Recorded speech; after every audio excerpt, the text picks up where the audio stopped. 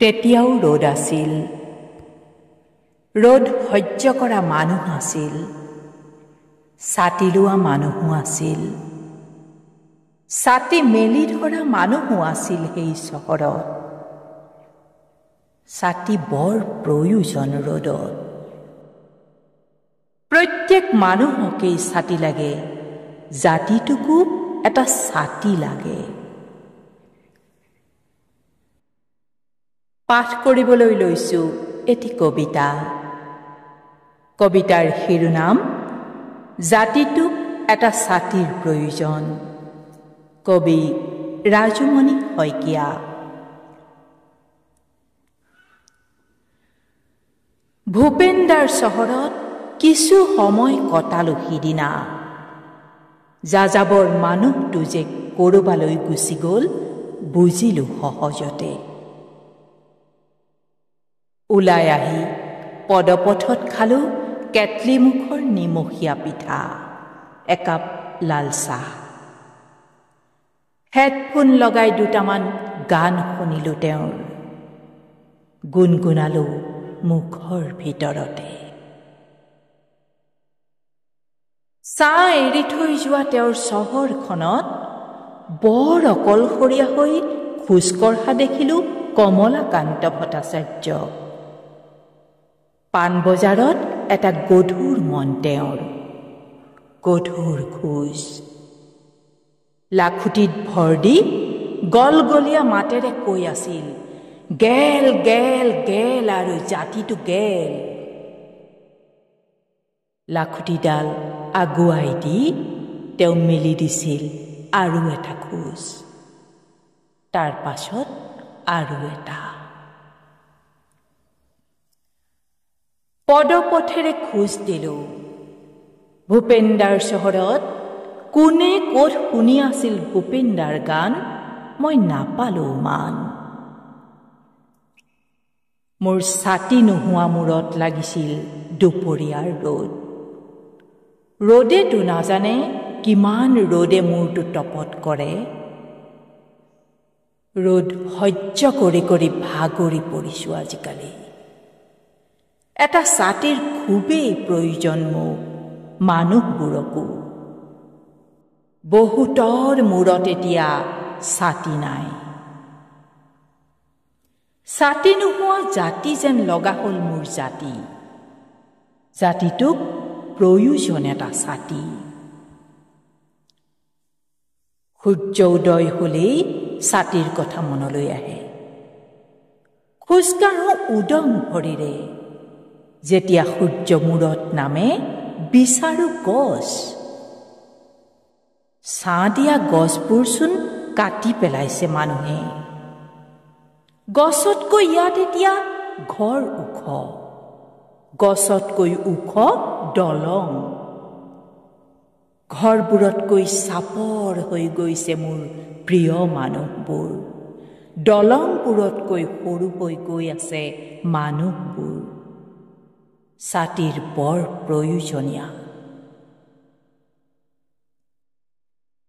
ভূপেনদাৰ চহৰত এতিয়া জুবিনো নাই। সাগৰত হেৰাল জুবিনৰ উশাহ। দবা খেলৰ চোলা পিন্ধি সাগৰ পাৰত ৰৈ ৰৈ বিনাইছিল জুবিনে।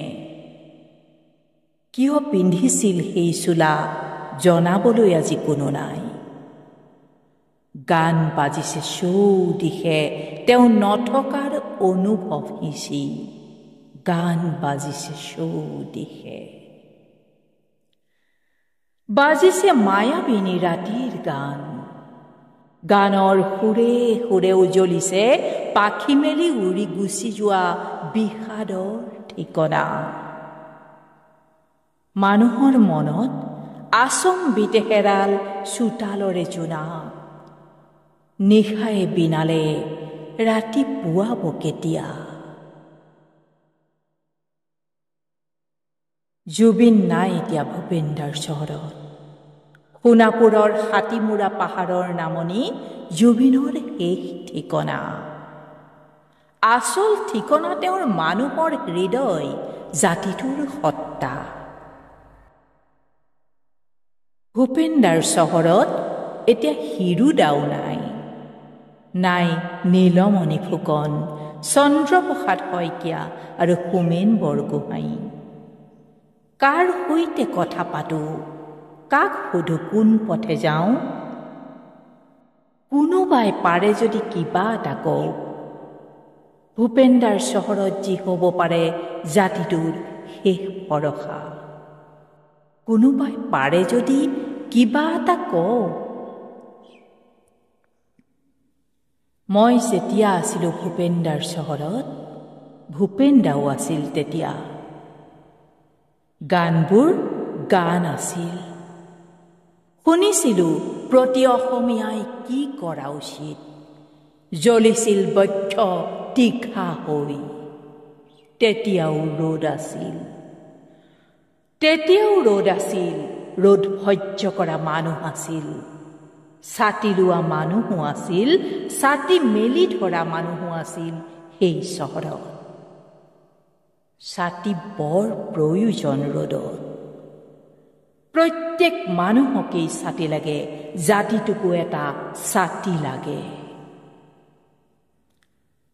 উভতিবৰ পৰত ফুটপাথৰ হোটেলত আৰু একাপ চাহ খালোঁ, লগত এখন নিমখীয়া বিস্কুট। জুবিনৰ গান বাজি আছিল কাষতে। গানটো গানেই, পিছে নুবুজিলোঁ তাৰ অনুৰাগী কোন, ক'ত তাৰ ঘৰ।